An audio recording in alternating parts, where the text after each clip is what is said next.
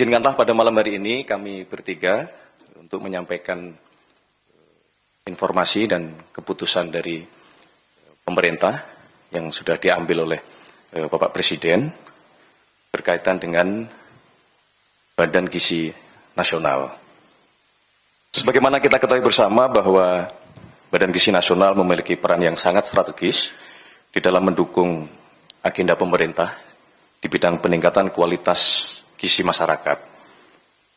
Tugas ini tentu menuntut tata kelola yang kuat, koordinasi lintas sektor yang efektif, serta kepemimpinan yang mampu memastikan seluruh program dapat berjalan tepat sasaran, tepat waktu, dan sesuai dengan prinsip-prinsip akuntabilitas.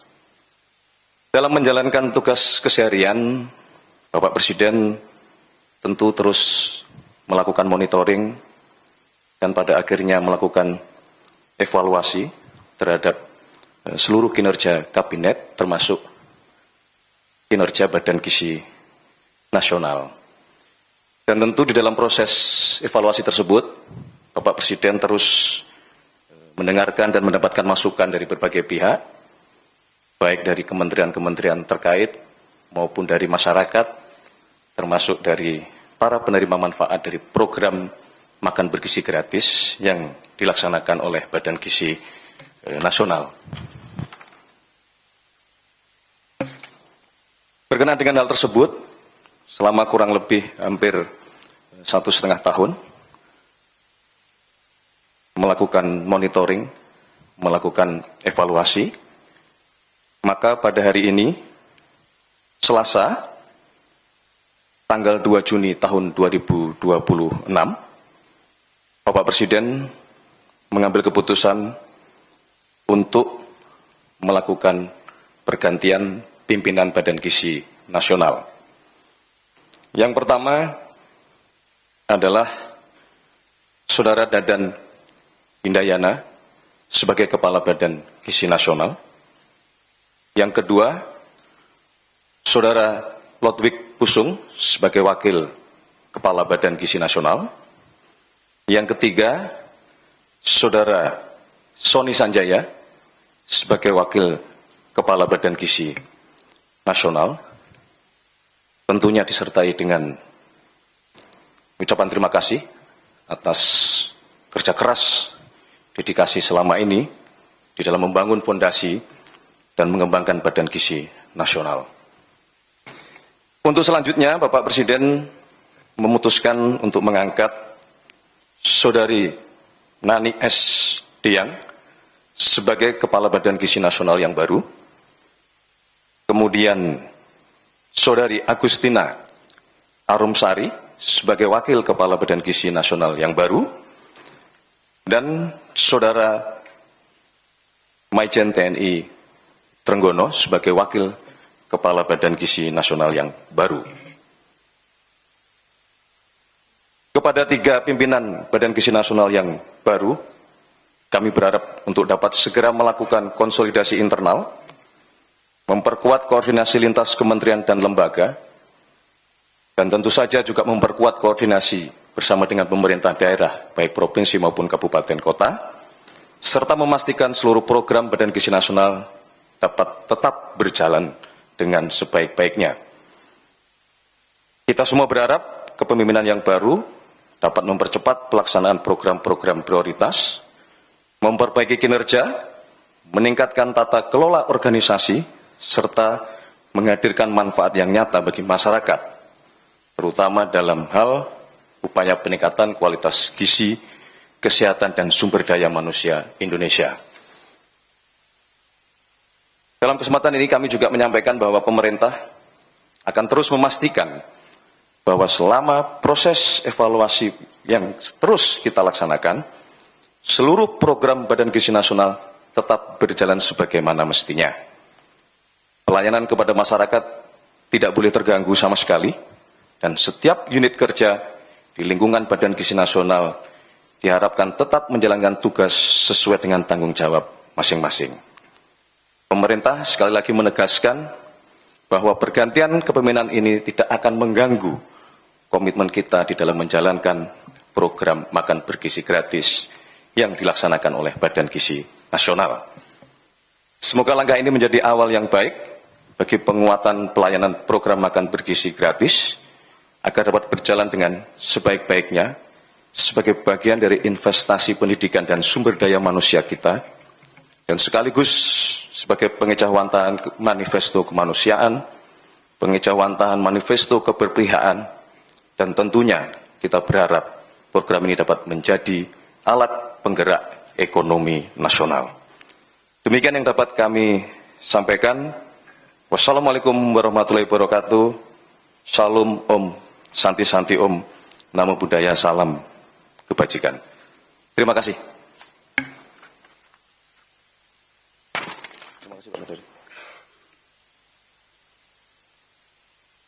Terima kasih teman-teman media.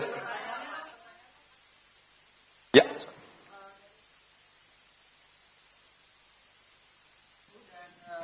Pejabat yang lama.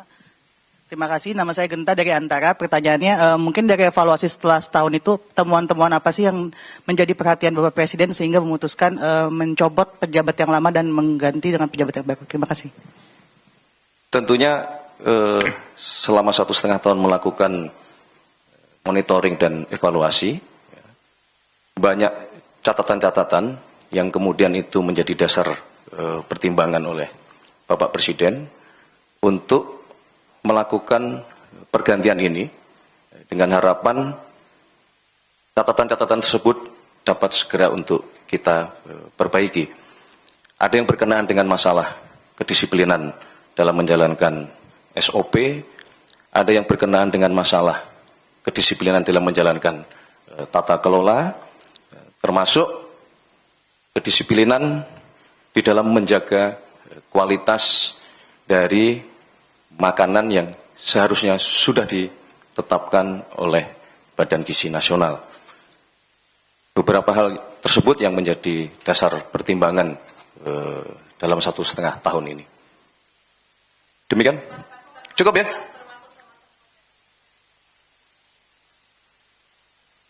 Semua sedang dalam proses audit internal. Itu adalah bagian dari yang sekali lagi kami sampaikan, itulah bagian dari monitoring dan evaluasi terus-menerus yang kita lakukan, karena kita memang menghendaki Badan Gizi Nasional ini dapat menjalankan tugas dan fungsinya dengan sebaik-baiknya. Cukup ya? Tunggu, nanti akan kita umumkan. Yang pasti dengan ditetapkan pengangkatan pejabat yang baru sudah dapat menjalankan fungsi dan tanggung jawab sebagaimana mestinya. Udah? Bang, izin ini malam-malam pimpinan masih pada DPR, agenda apa sih Bang? Ya, kami dengan pimpinan Komisi 11 dengan Koordinator Ekonomi Keuangan Bu Sari sedang memfinalisasi Undang-Undang P2SK yang malam ini sampai besok masih akan berlangsung dan tahap finalisasi sebelum kemudian akan diparipurnakan. Demikian. Baru saja sana kontes nih Bang terkait dengan kabar BGN Bang, pergantian pimpinan di BGN. Tanggapan dari DPR mungkin Bang? Ya begini, kami juga mendapatkan informasi dan juga setelah mendengarkan konferensi pers dari Menteri Sekretaris Negara tentang pergantian kepala BGN. Tentunya kami mengucapkan apresiasi dari Dewan Perwakilan Rakyat Republik Indonesia kepada pemerintah yang kemudian telah mendengarkan aspirasi dari masyarakat maupun penerima manfaat dan juga hasil koordinasi dengan lintas kementerian dan juga masukan dari DPR, sehingga kemudian pemerintah dalam hal ini Pak Presiden telah mengambil satu keputusan untuk mengadakan evaluasi pimpinan BGN yang kita dengar tadi dari Mensesnek, terdiri dari kepala BGN dan 2 wakil kepala BGN. Nah, sehingga kami harapkan dengan adanya evaluasi dan evaluasi ini yang dilakukan secara menyeluruh, BKN akan berbenah diri dan terus melayani masyarakat, penerima manfaat, dan pergantian ini tentu tidak akan mempengaruhi pelayanan yang berlangsung selama ini. Dan harapan kami bahwa tujuan pelayanan terhadap terutama daerah 3T dapat segera direalisasikan. Demikian. Bang, yang hal mendasar pergantian kepemimpinan BGN itu apa sih Bang, faktor yang paling mendasarnya selain aspirasi dari masyarakat itu yang tadi Abang bilang? Iya, tadi kalau mendengar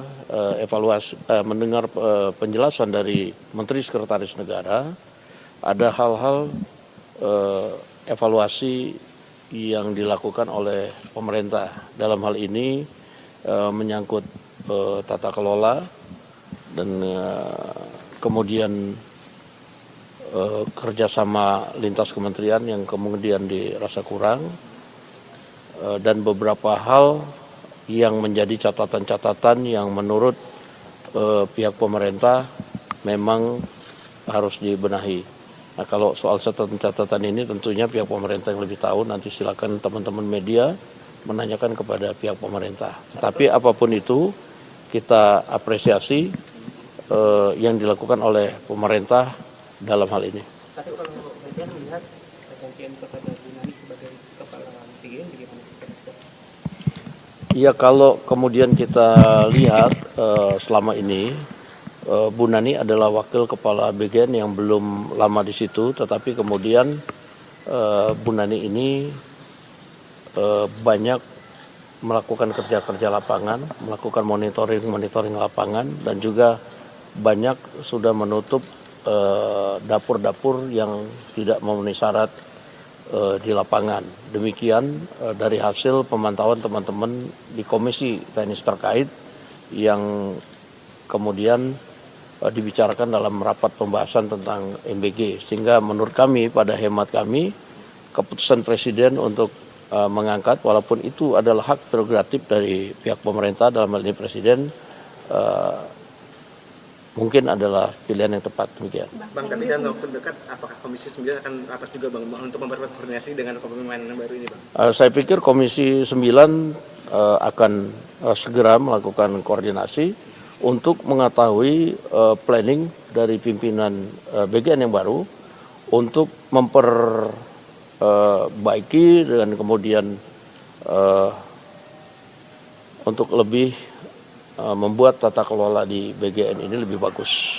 Bang, tapi sejauh ini tuh Komisi 9 sudah ada keluhan atau laporan nggak sih ke pimpinan DPR terkait mitranya ini selama bekerja 1,5 tahun sebagai mitra DPR, gimana? Ya, kalau kita lihat sebenarnya banyak evaluasi, tetapi memang ini masukan-masukan dilakukan langsung kepada pemerintah melalui Menteri Sekretaris Negara.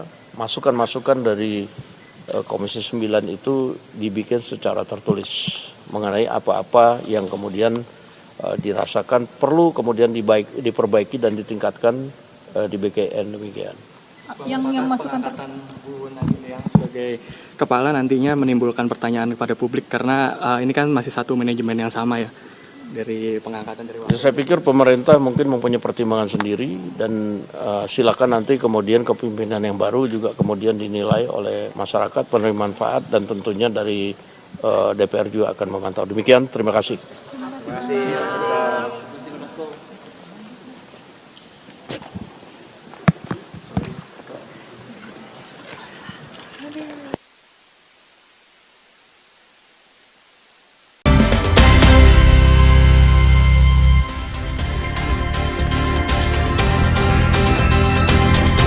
Saudara Ketua DPP PDI Perjuangan Andreas Hugo Parera menilai kritik yang disampaikan mantan Wakil Menteri Luar Negeri Dino Patijala terkait tingginya frekuensi kunjungan kerja Presiden Prabowo Subianto ke luar negeri sebagai kritikan yang baik untuk pemerintah.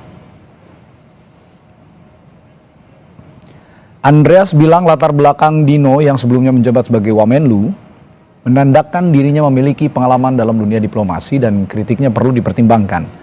Andreas meminta pemerintah dalam hal ini Menteri Luar Negeri untuk memaparkan hasil kinerja Presiden dalam setiap kunjungannya ke luar negeri untuk membangun kepercayaan masyarakat.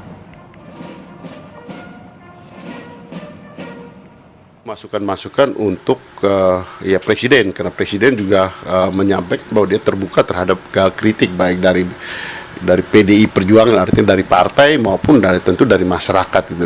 Seorang expert dan punya pengalaman yang cukup dalam dunia diplomasi gitu, sehingga apa yang beliau sampaikan menurut saya ya patut menjadi pertimbangan. Ya biaya sebenarnya itu soal kedua, tapi yang penting itu adalah ya hasil daripada kunjungan-kunjungan tersebut. Nah ini yang menurut saya penting untuk menjadi akuntabilitas publik. Sementara itu, Wakil Ketua Umum Partai Gerindra Habibur Rahman sebut kritik yang disampaikan mantan Wakil Menteri Luar Negeri Dino Patijalal terkait intensitas kunjungan Presiden Prabowo ke luar negeri kurang etis. Habibur Rahman bilang model komunikasi Dino yang sebelumnya pernah menjabat sebagai Wamenlu kurang tepat dalam menyampaikan kritikan. Habibur Rahman meminta Dino untuk menghormati pemerintahan Prabowo yang tengah menjalankan tugasnya saat ini.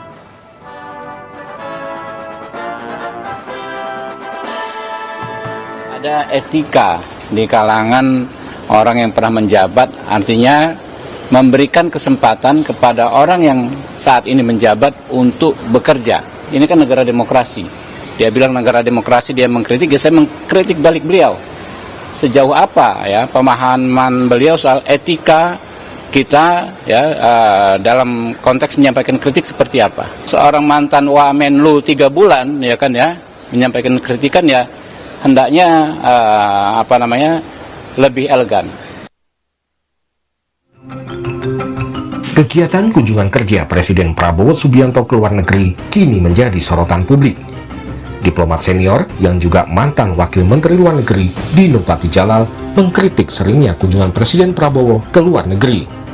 Dino menyarankan istana melakukan penghematan dengan memanfaatkan teknologi video call serta memangkas biaya protokoler yang dinilai membebani negara.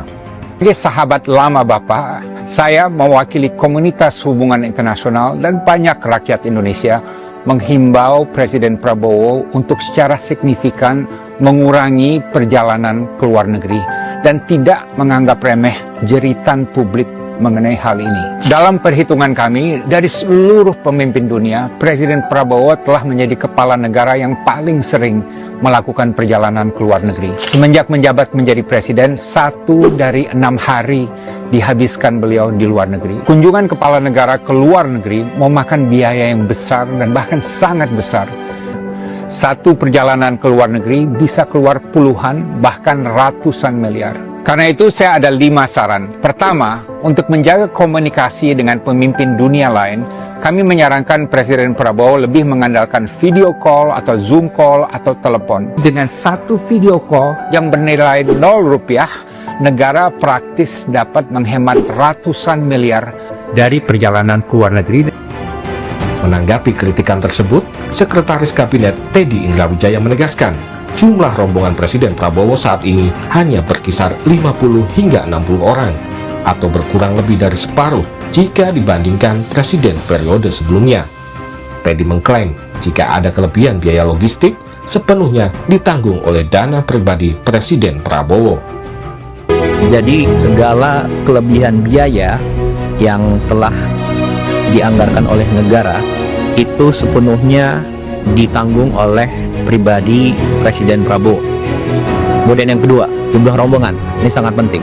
Jumlah rombongan Presiden Prabowo itu sudah berkurang besar-besaran, lebih dari separuh dari periode sebelumnya. Jadi kalau dulu itu sekali keluar negeri bisa lebih dari 120 orang. Zaman Pak Dino seperti itu. Nah, zaman Presiden Prabowo jumlahnya antara 50 sampai 60 orang maksimal. Ini sudah banyak yang tahu, termasuk juga wartawan pasti tahu itu semua. Sejak dilantik sebagai presiden pada Oktober 2024 lalu, Presiden Prabowo telah melakukan kunjungan kerja ke luar negeri sebanyak 53 kali. Perancis dan Malaysia merupakan 2 negara yang paling sering dikunjungi Presiden Prabowo. Tim Liputan, Kompas TV. Saudara, mantan Wakil Menteri Luar Negeri Dino Patijalal mengkritik seringnya Presiden Prabowo Subianto melakukan kunjungan ke luar negeri. Menjawab kritikan itu, Seskap Teddy Indrawijaya menyebut jumlah rombongan kunjungan presiden ke luar negeri telah berkurang sekarang saat ini. Sementara menurut Teddy, jika ada kelebihan biaya akan langsung ditanggung oleh dana pribadi Presiden Prabowo Subianto. Bagaimana polemik ini harus disikapi? Kita ulas bersama anggota DPR RI dari fraksi Partai Gerindra, Bahtera Banong. Selamat malam, Bang Bahtera. Dan nanti juga ada peneliti Posdem Universitas Andalas yang akan bergabung melalui sambungan virtual, Ferry Amsari. Ya, saya ke Bang Bahtera dulu kalau begitu.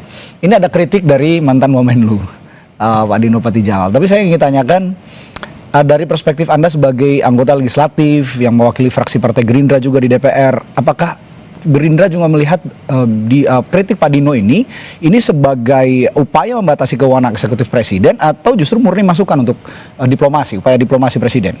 Ya, tentu kami ingin mengatakan bahwa kami menghargai, menghormati setiap masukan kritik dari berbagai pihak dan terutama dari Pak Dino Patijalal. Ya. Di era demokrasi ini itu sesuatu yang lumrah dan kritik itu bagi kami Partai Gerindra dan kebetulan Ketua Umum kami juga sebagai Presiden Republik Indonesia, bahwa itu sebagai vitamin untuk pemerintah agar terus mengingatkan kepada pemerintah sehingga pemerintahan kita bisa berjalan sesuai dengan rule dan sebagaimana apa yang menjadi harapan Presiden Prabowo. Namun secara pendapat tentu kami berbeda dengan Pak Dino, ya, bahwa menyederhanakan sesuatu kunjungan presiden ke luar negeri cukup misalnya by phone ataupun Zoom, itu tidak bisa kita sesederhana itu, karena negosiasi, jangankan negosiasi antar negara, antar perusahaan aja perlu pelibatan secara fisik, pertemuan secara fisik.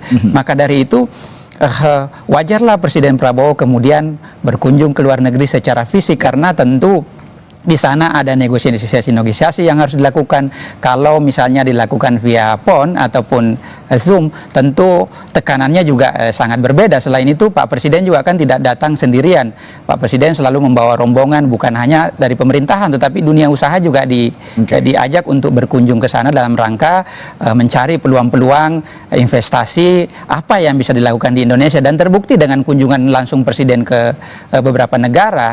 Kita tahu sendiri bahwa selama satu setengah tahun terakhir ini, mulai dari tahun 2025 sampai di kuartal pertama 2026 ini, kira-kira kurang lebih sekitar 4.230 triliun yang nilai investasi yang dihasilkan dari luar negeri. Artinya keberadaan Presiden secara langsung berkunjung ke negara-negara itu menghasilkan sesuatu yang nyata bagi bangsa kita. Jadi menurut hemat saya tidak bisa kita sederhanakan hanya sesimpel itu. Dan hasil yang Anda ungkapkan tadi 4.000 triliun lebih itu tadi ya, itu kan tadi juga ada masukan dari anggota DPR dari PDIP, Bung Andreas Hugo Parera, bahwa sebaiknya hasil-hasil itu juga diungkapkan ke publik secara transparan sehingga publik tahu sebagai bentuk pertanggungjawaban ini sudah dilakukan oleh Presiden begitu.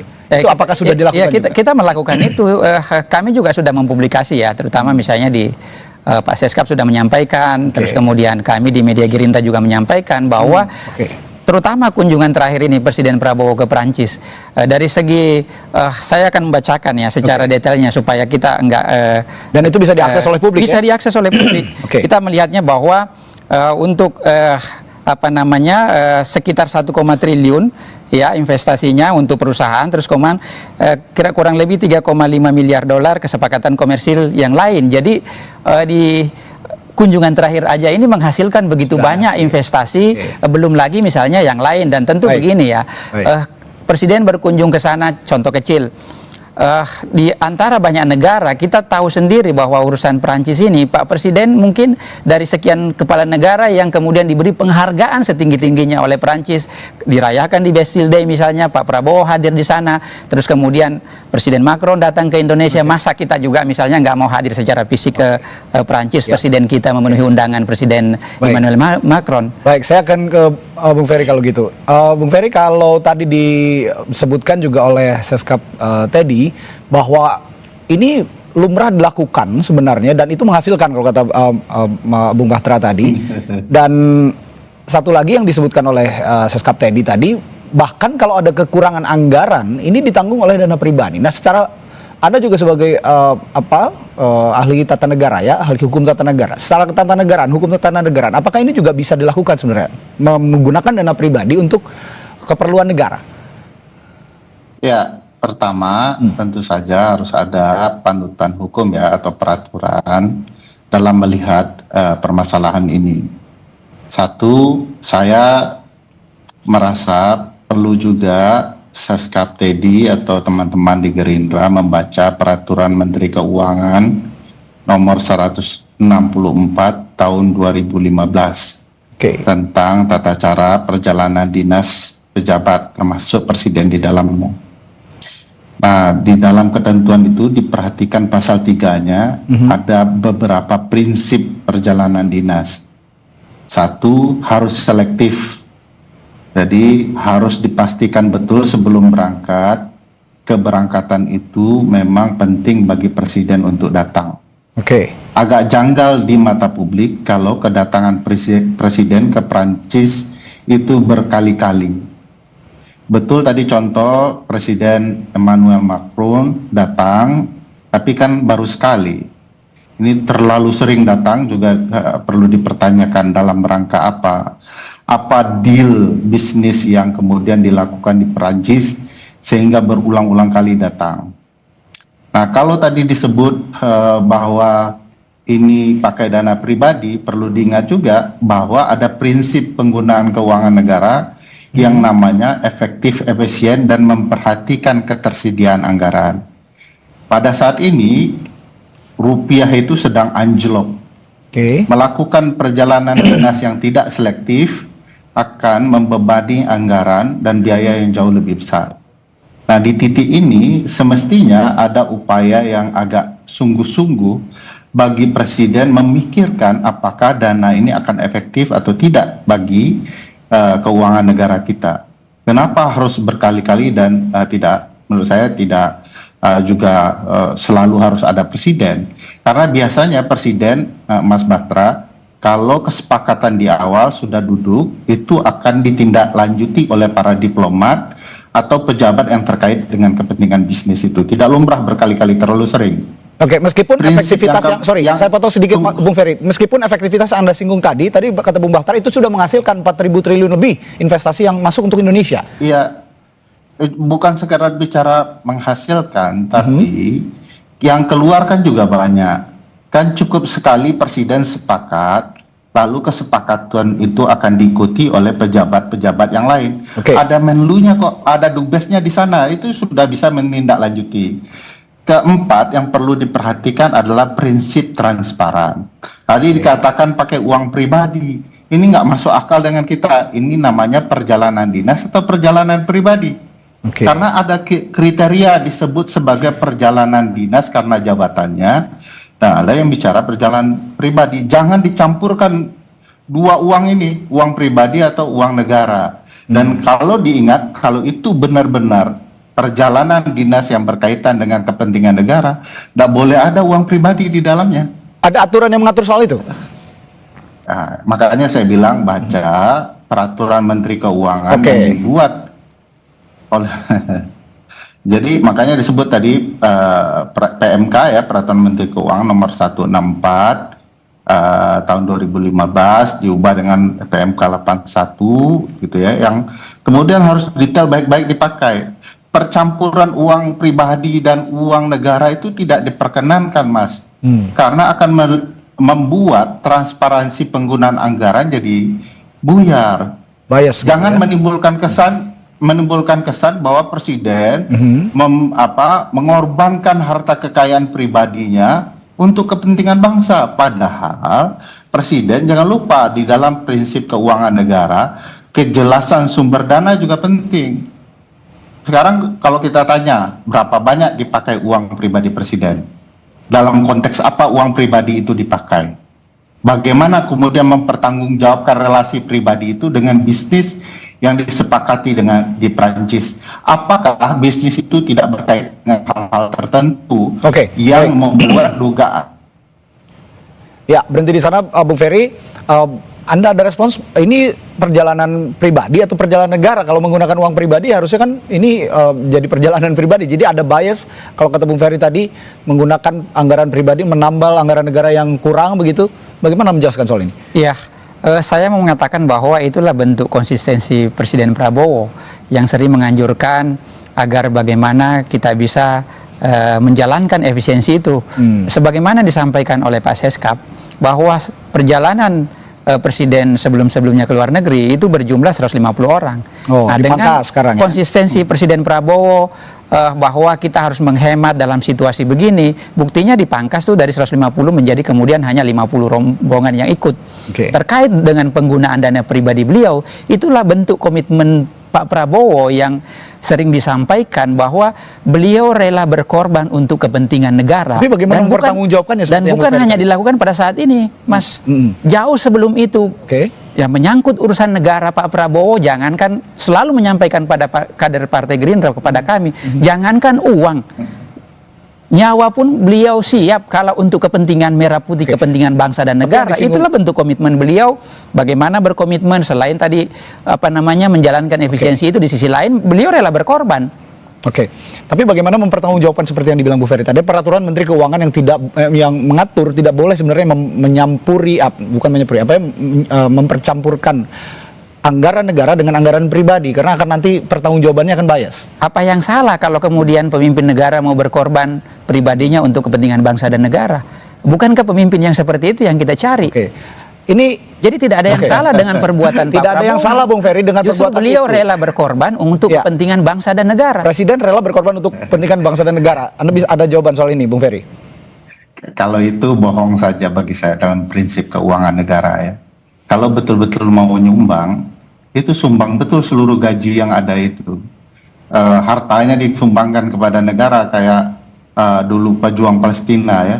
Ini kan cuman sekedar menutupi problematika yang ada soal tidak profesionalnya penyelenggaraan pemerintahan.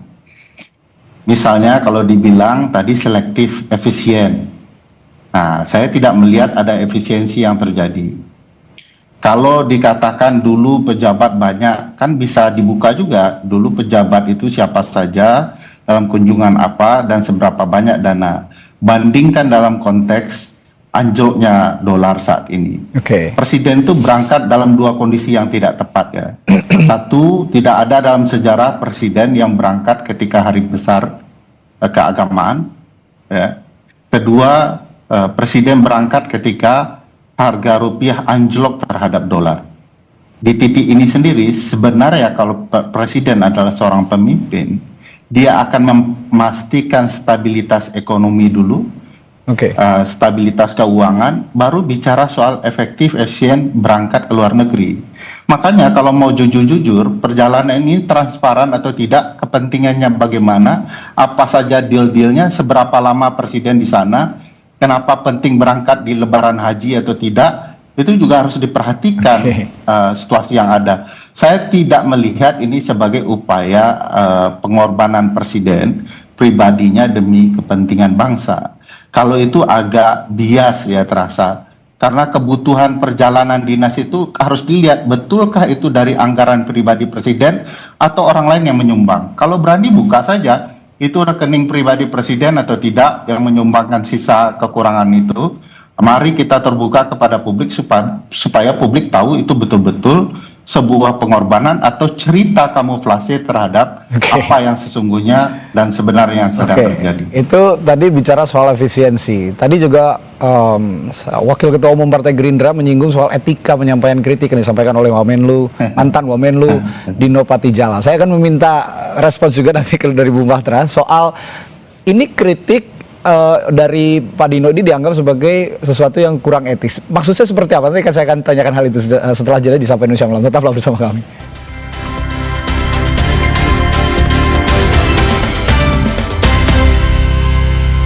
Bincangan bersama anggota DPR RI dari fraksi Partai Gerindra, Bahtera Banong, dan juga ahli hukum tata negara dari Universitas Andalas, Ferry Amsari. Saya tadi ke Bung Bahtera bertanya soal atau meminta respon soal tadi Bung Habibur Rahman mengatakan bahwa kritik yang disampaikan oleh Pak Dino Patijala sebagai Wamenlu ini kurang etis sebenarnya. Bagaimana maksud yang dimaksudkan oleh Bung Habibur Rahman tadi menurut Anda? Ya, sebelum saya ke situ saya ingin sedikit menanggapi soal Bang Ferry tadi ya. Seolah-olah ke sana tidak ada dampak yang nyata atau sesuatu yang dibawa misalnya berkali-kali. Dengan berkali-kalinya berkunjung Presiden ke Perancis, artinya hubungan kita dengan Perancis sekarang menjadi partner membership komprehensif yang tadinya misalnya jumlah kesepakatan kita antar negara hanya beberapa bidang, sekarang kan meluas sampai di pertahanan, selain ekonomi juga misalnya di sektor pendidikan, di sektor transformasi soal pengetahuan digital yang lain-lain. Artinya kan dengan mungkin kalau dilakukan secara by phone atau misalnya Zoom tidak mungkin bisa seluas itu kerjasama kita dengan Perancis. Tapi saya sedikit memotong. Tadi isu yang paling utama saat ini dialami oleh Indonesia adalah melemahnya rupiah. Nah, adakah dampak dari kunjungan-kunjungan itu untuk juga ikut secara positif memperkuat rupiah dan juga pasar? Misalnya? Justru itu ya, jangan dilihat instan ya. Pak Presiden Prabowo kenapa berkali-kali berkunjung ke negara-negara lain? Contoh kecil, taruhlah misalnya Presiden kita selama ini malas berkunjung ke negara-negara lain. Ketika misalnya ada kejadian, warga negara kita, kasus kemarin yang ditahan, tidak mungkin bisa secepat itu kita bebaskan melalui lobby-lobby. Karena Pak Presiden menjalin hubungan dengan banyak negara, itu bukti bahwa berhasil dengan menjalin hubungan banyak negara, kita bisa membebaskan warga negara kita dengan begitu cepat. Itu kalau selain dampak ekonominya ya, belum lagi misalnya dampak-dampak yang lain. Jadi menurut hemat saya, tidak bisa hanya kunjungan yang 1-2 kali ini terus kemudian kita menuntut hasil yang berlebihan juga dan instan juga. Tetapi dari segi hasil juga dampak ekonominya tadi saya sebutkan bahwa berapa banyak investasi yang dihasilkan, belum lagi misalnya dampak-dampak yang lain. Dan kita harus menghitungnya, jangan misalnya hari ini berkunjung besok sudah ada hasil. Dan ini sesuatu menurut hemat saya tidak berbanding lurus dengan kalau kita misalnya menyampaikan soal biaya yang mahal, ya kan, soal jumlah intensitas kunjungan Presiden ke luar negeri itu tidak bisa dibandingkan dengan hasil yang didapatkan oleh bangsa kita hari ini. Nah, terkait soal tadi saya misalnya bisa penyampaian ini enggak Bang Bahtar? Ya, Bang Ferry. Silakan Bang Ferry. Sependek pengetahuan saya Bang, pertemuan pejabat tinggi antar negara itu selalu lebih jarang Bang. Itu sebabnya kalau Abang catat kunjungan Presiden ke satu negara yang sama itu tidak berkali-kali dan tidak pernah berkali-kali. Apalagi dalam tahun berjalan yang sama. Itu sebabnya dibutuhkan namanya Menteri Luar Negeri atau Menteri lainnya Bang. Jadi kesepakatan tingkat tingginya dilakukan oleh pimpinan tertinggi dan ditindaklanjuti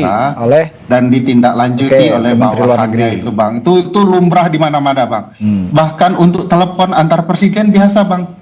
Presiden Prabowo tidak datang mengucapkan selamat kepada Presiden Donald Trump ketika terpilih ke Amerika, tapi by phone doang. Jadi by phone itu biasa untuk mewakili betapa sungguh-sungguhnya beliau juga. Dan telepon kepala negara, kepala pemerintahan itu bukan sesuatu yang biasa, sesuatu yang tidak lumrah sekali. Jadi menurut saya ini cuman pembenaran untuk kealpaan seolah-olah Presiden sudah bertindak seperti Menteri Luar Negeri atau diplomat-diplomat yang ada. Pekerjaan diplomat itu juga maha penting karena dia merepresentasikan negara. Jadi diplomat itu bukan jabatan kecil untuk urusan-urusan yang dilakukan di negara lain. Bagi saya di sana kesalahan berpikir dan konsep ketatanegaraannya Bang. Itu tadi video yang disampaikan, kritik yang disampaikan oleh mantan Wamenlu Dino Patijalal juga ada contoh. Boleh saya bicara soal etika, Mas? Ya, sebentar. Saya sedikit saja menyinggung karena ini masih frame-nya soal efisiensi kunjungan kerja. Nanti saya tanya karena masih seru nih sepertinya soal etika kunjungan kerja ini. Presiden Meksiko Claudia Sheinbaum itu berkali-kali, padahal Meksiko adalah mitra strategis kerjasama ekonomi dengan pemerintah Amerika Serikat. Ini hanya belasan kali bertemu atau bercakap-cakap lewat telepon gitu kan, itu analogi yang dicontohkan oleh Bung Dino. Nah, selain itu ada peran Menteri Luar Negeri yang disinggung oleh Bung Ferry tadi, yang seharusnya bisa menindaklanjuti kerjasama bilateral yang strategis itu tadi. Bagaimana menjawab hal ini? Ya tentu berbeda ya. Kalau misalnya tadi by phone atau misalnya level 2 yang diutus, pasti juga hasil yang didapatkan berbeda tentunya. Dan Presiden pengen memastikan betul-betul bahwa bekerja sama dengan Perancis ini eskalasinya makin baik, komunikasinya makin baik, dan makin banyak pula yang dihasilkan daripada kunjungan yang ketiga kali itu dilakukan oleh Presiden Prabowo. Jadi tentu berbeda dengan misalnya bertemu sekali, dengan 2 kali, atau dengan 3 kali. Dan itu lebih banyak yang dihasilkan, jauh lebih banyak yang dihasilkan. Dari segi ekonomi saya sudah jelaskan tadi, dari segi sosialnya juga kita lihat sendiri. Presiden Macron bahkan memuji Presiden Prabowo, terus kemudian bagaimana Prancis juga ikut memperjuangkan kebebasan Palestina. Apakah itu bukan sesuatu yang luar biasa? Dampaknya, bagaimana mungkin Presiden Prabowo bisa mempengaruhi Macron, terus kemudian Macron akhirnya mau membela kemerdekaan Palestina. Itu bukti bahwa kecakapan Presiden Prabowo dalam pergaulan internasional, dan itu juga mungkin yang menjadi kenapa berkali-kali ke sana sehingga menghasilkan dampak yang begitu besar. Ya, Bung Ferry. Saya boleh tahu apakah kesepakatan antara Prancis dan Indonesia soal perdamaian Palestina, Bang, dalam bentuk apa? Ya, buktinya Presiden Macron menyampaikan Bukan apa bentuk kerjasama. Turut ikut memperjuangkan bagaimana agar Palestina bisa merdeka. Tentu itu dilakukan oleh Presiden Prabowo selama ini berkali-kali berkunjung ke sana. Jadi tidak bisa hanya kita misalnya melihatnya bahwa nanti Palestina merdeka baru betul-betul dirasakan dampaknya. Ini kan dalam rangka upaya Presiden Prabowo berkunjung ke banyak negara untuk kemudian membantu agar ikut juga memperjuangkan kebebasan Palestina. Gimana Bu Ferry? Jadi bagi saya ini argumentasi yang dibuat setelah orang semua tahu ini tidak efektif dan efisien ya. Kalau betul-betul ini ada format relasi kerjasama antara Prancis dan Indonesia soal Palestina, itu pasti ada perjanjian yang tertulis bicara soal itu. Ini sama sekali tidak ada. Kedua, perlu dipahami konsep perjanjian itu selalu begitu, Bang Batra.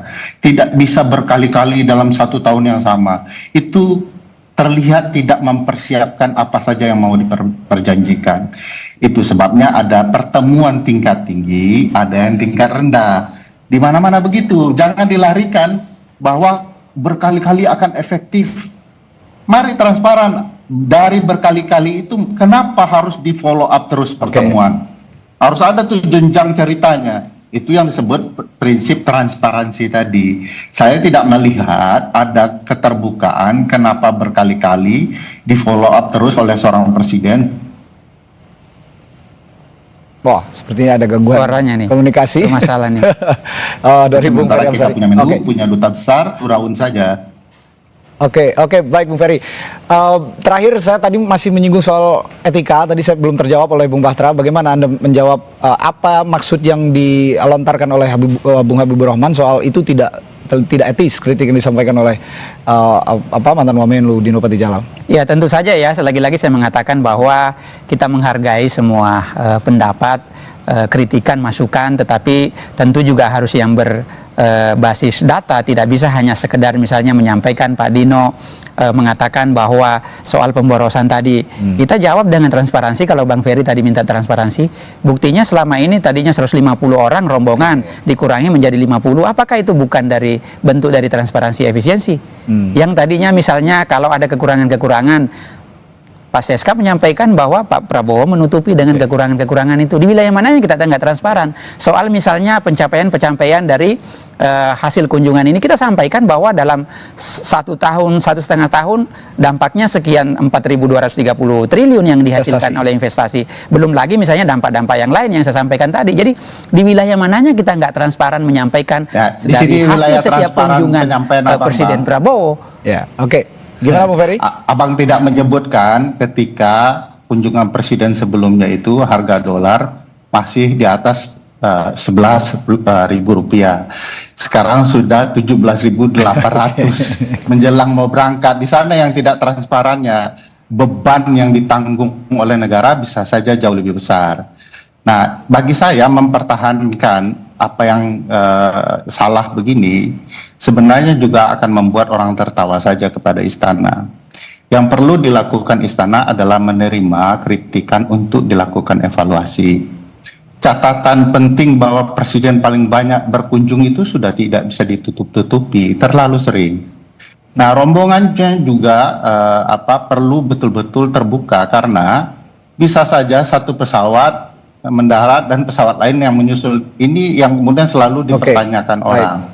Oleh karena itu prinsip transparansi itu betul-betul jelas berdasarkan peraturan Menteri Keuangan. Makanya basisnya begitu. Nah, sejauh ini saya tidak melihat ada keinginan mematuhi prinsip keuangan negara itu. Maka di sana problematika etisnya dibanding cara orang mengkritik. Kalau tidak taat peraturan ya melanggar etis. Harus diingat loh, Pak Teddy Indrawijaya itu seskap sekretarisnya kabinet. Urusan presiden itu harusnya kantor sekretariat presiden, itu yang ngurus presiden. Di sana saja sudah bertabrakan satu sama lain dalam pengelolaan negara. Saya yakin perjalanan dinas ini juga tabrakan dalam banyak hal, terutama juga melanggar prinsip efektif dan efisien itu. Oke, itu sekaligus merangkum jawaban Anda soal etika tadi yang dibilang oleh Bung Habibur Rahman, ya, katanya tidak etis. Ya baiknya soal etika itu tadi lebih transparan kepada publik begitu ya, pertanggungjawabannya soal kunjungan kerja presiden ke luar negeri. Baik, terima kasih, pembicaraan yang menarik. Kita tunggu nanti bagaimana perkembangan isu ini akan bergulir ke depannya. Terima kasih anggota DPR RI dari fraksi Gerindra Bahtera Wanong dan peneliti Posdem Universitas Andalas Ferry Amsari telah berbagi perspektif dari Sapa Indonesia Malam. Selamat pagi, selamat malam. Terima kasih. Dan juga selamat malam Pak Ferry. Bang Ferry. Selamat beraktivitas kembali. Saudara, setelah 4 hari diperbaiki, jalan ruas Jalan Lenteng Agung yang sempat amblas kini sudah diperbaiki. Kami punya laporannya setelah jeda sesaat lagi di Sapa Indonesia Malam.